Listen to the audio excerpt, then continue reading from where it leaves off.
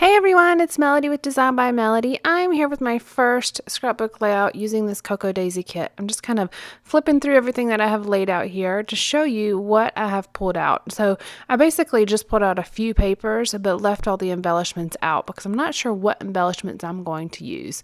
The first thing I do know that I'm going to use are these papers and the packaging for the Cocoa Daisy kit. I like keeping these packaging pieces on hand, like the tissue paper or this brown kind of paper bag type of material, to use as layering pieces. Sometimes it can really help stretch your kit a little bit more. And I like the variety that it sometimes adds. I absolutely love pattern paper, but sometimes you just need something basic like this craft colored paper or tissue paper to kind of help layer a little bit. It adds a different texture and it just adds a different color. So that's the very first thing I'm going to do. Now, let me tell you a little bit about this photo. Obviously, it's a gravestone, as you can see, and that is my dad's gravestone. So, and sorry, the camera cut off just for a second, so it's gonna pop back up here. So what I did is I just added a little bit of stamping on the background just to add a little something peeping out from behind the picture, and then I added the frame from the ephemera pack and just layered a little bit of washi down here with the word nature. So as I was flipping through, and this is the part that you missed, I sat here and flipped through all the die cuts for quite a while. And I decided, because I wasn't really sure what I wanted to do with this layout, I didn't really have an idea.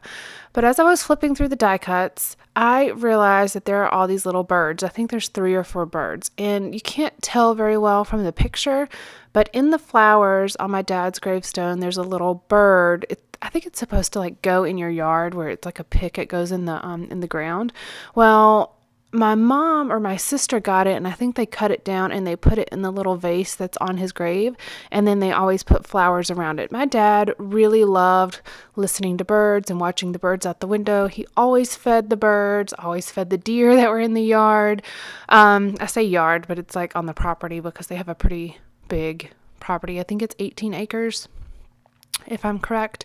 You can't really see anybody else's house from their house, and most of the property is wooded, so there's a lot of animals that come up in the yard out of the woods around their house. So my dad was really into nature and all the animals and just keeping them protected, but also feeding them as well. He wouldn't let the dogs mess with them or anything like that, and the dogs just kind of let the deer walk around the yard. They didn't have much of a problem with it. So this story is more about my dad's love of nature than his gravestone, but I wanted to include a picture of his gravestone because this is right after they delivered it. It took a couple months for them to actually put the gravestone on his grave. And let's see, this would have been okay, so I'm putting this in March 2014, that section of my album, which is the month that he died, but I want to say it wasn't until June or July that the gravestone was actually delivered. So I am putting it in the month, though, next to all the photos of his obituary and all of that. But I wanted to add some journaling, and the journaling is really about his love of nature. And I'll read it to you once I actually get to it. I thought I was going to add journaling on this paper. It's kind of a lined grid crosshatch type of pattern. Different parts of that paper are different patterns. And I wanted to layer it on top of this tag. I end up nixing this idea and going somewhere else with it, but my thought was to do that. But then the green looked a little off. It just didn't really match the rest of the layout, and I wasn't really happy with it, but that was my initial thought. Now, that tag that I created was actually a business card that was in the kit. I can't remember what it was advertising, but on the back side it had a tag print and it had a little geotag that said "You are here." Well, I used that later on a different layout, but I had thought I was going to use it on this on this layout as a tag. I like having the multifunctional things like that. If a kit company is going to send a business card, it's really cool to have a pattern on the background. Not only does it make me keep it, because otherwise I would just throw it away. Not only does it make me keep it, but then I actually use it. There's another business card that was in this kit, and I don't think I'm going to end up using it before I'm done with the kit, but I will keep it. And it had like a map print of the world on the back of it. which I think is cool. You can always use that, especially if it's business card size. That's perfect for Project Life. Now, it may be a little small depending on the photos I use for a 12 by 12 layout, but it's definitely big enough for Project Life. There was also a pattern paper that was included in the kit that had all of these circles, and I definitely pull those out, and I'm going to continue to use these circles throughout most of my layouts. I think I like to use them as embellishments. There was a die cut pack, of course, in the kit. There were some die cut tags. There were these acetate words. There were a few additional tags and journaling spots. I said tags. Those are labels, die cut labels as well. So there are a lot of things in this kit, but I liked having just something additional, and these little circles were a nice little addition to the kit to cut them out as embellishments. So here's when I add my journaling. So that little word strip that's on that nature frame says, enjoy the little things. I have a hard time with frames sometimes. I don't like to put frames around my pictures because I feel like they close the picture in. I know that sounds a little weird because I do like the way that they look around pictures a lot of the times.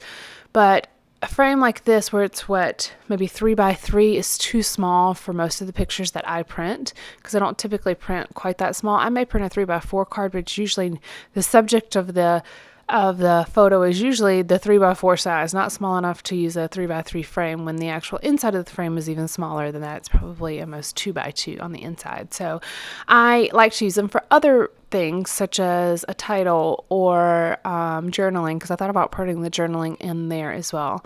I moved that off camera when my camera had cut off. I moved my little journaling box that I originally thought I was going to use. I moved it inside of the frame because it fit perfectly in there, but the blues were too different and it looked awkward.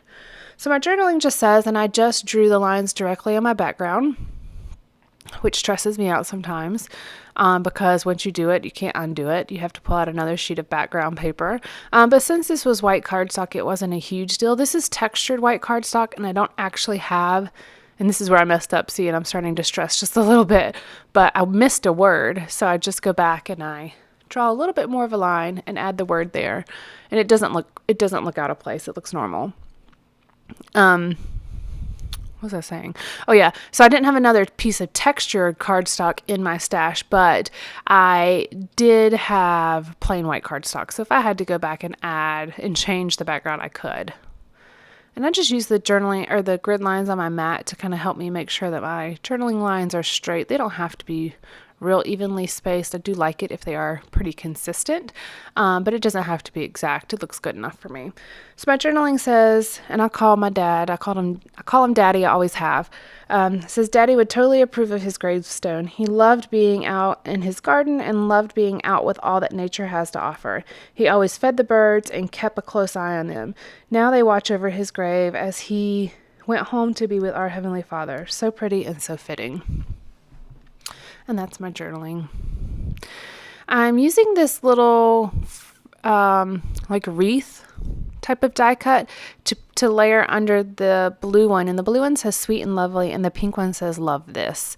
So I'm just adding that little wreath frame under that sweet and lovely one just to add a little bit of something. And it's the correct color. It matches with the other colors that I used on this layout. I like this pattern paper with all of the arrows, and the other side is a really bright yellow, which you could see right there. And I love yellow, but I didn't feel like yellow fit with a lot of the embellishments that were in this kit. So I probably won't use much of that yellow if I use any at all. I'll probably just use the back side to cut out arrows. I like cutting out papers. Fussy cutting papers is one of the most relaxing things to me. The problem is I fussy cut a ton of papers and then I throw them all in like a bag or a box or something, and I don't use them. So I have to make sure that I make myself use them and keep them out to where I can see them. But I don't mind having fussy cut papers that has 100 arrows on it and it takes me a year and a half to use them. That's okay with me. That doesn't bother me. There are these tabs, the die cut tabs that were included in the kit, and I think these are exclusive, or they print them themselves because they don't come in like a package. It just comes in a glassine bag. So I think that's something that they made themselves. I think I'm not 100% sure about that, but that's what I assume. But I love getting these tags, and what I do is I cut them apart because I don't necessarily need the tab to be folded over to see the opposite side. Now, if I was using it as on a pull-out journaling card or in Project Life to, pull out and see the other side of it, then that's a little different. But for these layouts, they're not interactive elements on my page, so I just cut the back one off so I can use it again. And I am using this stamp, and it says Ponderings and Wanderings. And I just use some black ink. I keep both my Memento Tuxedo black ink and my paper tray dye ink in Smoky Shadow on my desk. They're both really good inks. I originally bought the Smoky Shadow thinking it was a gray ink, and it's not. It's black. I think it's supposed to be gray, but it's as black as my Memento Tuxedo black ink is. But it's a nice ink. So if my Memento is starting to dry out and it needs to be re-inked and I don't feel like re-inking, then I have my paper tray ink right there. I'm thinking about trying more paper tray ink pads. I really like the quality of it. I need to take a look at the colors that they offer. It's hard to tell on their website though, because I bought some paper, some 8.5 by 11 cardstock paper from them, thinking it was a navy, and it ended up coming purple. Which, looking at the website, you could probably see both colors in the picture, but it's kind of hard to tell the true color. So, I think I need to take a little bit of a closer look at what they have to offer and pick out ones that I might be more interested in. As far as inking, like inks, I would love a pale pink, but not so pale you can't read like a word stamped in it, but not like a red or a hot pink either. I'm having a hard time finding a nice ink. I have Blushing Bride from Stampin' Up, and I had Pretty in Pink from Stampin' Up. Pretty in Pink was almost too pale, but I did really like it. It was the closest to what I was looking for. And I've contacted, they sell them on eBay, so I've got another one, but I'm still looking for that perfect pink color, and I just haven't found it yet. I'll have Pink Pirouette from Stampin' Up too, but it's too pale. And I have a ton of pinks, but they're either too bright or too pale or too tan. Like Blushing Bride is almost tan to me. It's not a pink. I want like a baby pink with you can read words that are stamped in it. That's what I want, and I just can't find one that I really, really like. I've probably tried about 10 different pink inks, and I'm just not happy with any of them. So I'm still on that hunt for the perfect pink and the perfect gray. All right, so anyways, I added a capture word at the top. So the title is Capture Nature. And I like these acetate words. They're really nice. And since this is going to be layered under the photo, I just glued it on the edge. And then that is it. That finishes the entire layout. Thank you so much for joining me. Stay tuned because I am making a lot of layouts with this kit and I'm really loving it. All right, guys. See you later. Bye.